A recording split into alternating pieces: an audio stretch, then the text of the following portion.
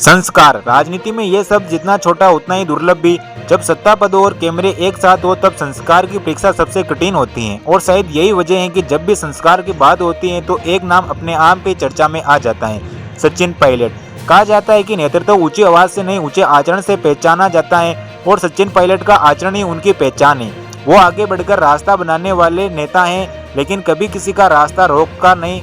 राजनीति में जहां आगे खड़े होने की होड़ रहती है वहां सचिन पायलट का पीछे हटकर किसी और को आगे करना आज के समय में एक मिसाल बन चुका है। हाल ही में सामने आया एक वीडियो जिसने सोशल मीडिया पर जबरदस्त चर्चा बटोरी। मंच पर महासचिव और CWC सदस्य के 5 करोड़ हस्ताक्षरों के अवलोकन का अवसर था। संदेश साफ था कि सभी वरिष्ठ नेता आगे आए, लेकिन दृश्य कुछ और ही कहानी कह रहा था। जो महासचिव नहीं थे वो भी आगे आ गए और इस भीड़ में कुमारी सलेजा पीछे रह गई। वहीं पर राजनीतिक नए संस्कार बोलते हैं। कैमरे चल रहे थे, भीड़ देख रही थी, इतिहास बन रहा था। ऐसे क्षणों में अधिकारी नेता आगे बढ़ते हैं, लेकिन सचिन पायलट ने कदम पीछे खींच लिया। उन्होंने कुमारी सलेजा को आगे मुख्य पंक्ति में लगाया और खुद पीछे खड़े हो गए। यह कोई औपचारिकता नहीं थी, यह कोई रणनीति नहीं थी, यह एक सहज स्वाभाविक सम्मान था। यही वजह है कि यह वीडियो सोशल मीडिया पर सबसे ज्यादा चर्चा का विषय बना।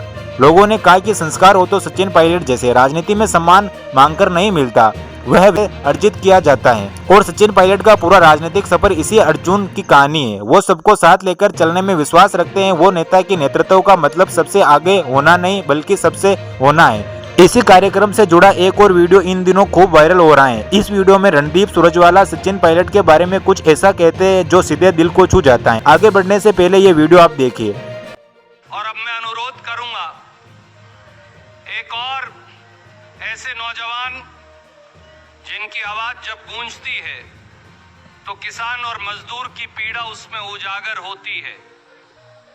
भारतीय राष्ट्रीय कांग्रेस के महासचिव सचिन पायलट जी आए और अपनी बात कहें।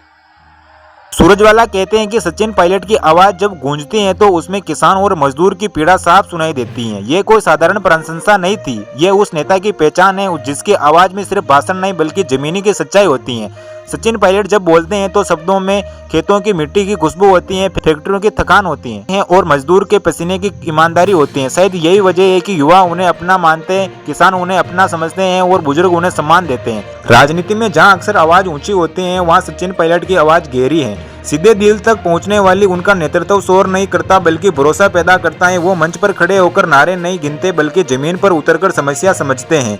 यही वजह है कि जब वो बोलते हैं तो बात सिर्फ सत्ता की नहीं होती, संवाद की भी होती है। कुमारी सलेजा को आगे लाने का दृश्य और सुरजवाला की वो टिप्पणी दोनों मिलकर एक तस्वीर बनाते हैं। ये तस्वीर संस्कार युक्त राजनीति की, ये तस्वीर है उस कांग्रेस की संस्कृति की जहां वरिष्ठता का सम्मान होता है, संघर्ष वर्ग की आवाज को महत्व मिलता है। आज जब राजनीति में धक्का मुक्की आगे निकलने की ओर और कैमरे के लिए प्रतिस्पर्धा आम हो चुकी है, तब ऐसे दृश्य उम्मीद जगाते हैं। ये बात है कि राजनीति में अब भी पूरी तरह कठोर नहीं हुई है, अभी भी उसमें इंसानियत बाकी है। सचिन पायलट का ये व्यवहार किसी एक दिन की घटना नहीं बल्कि उनके स्वभाव का प्रतिबिंब है।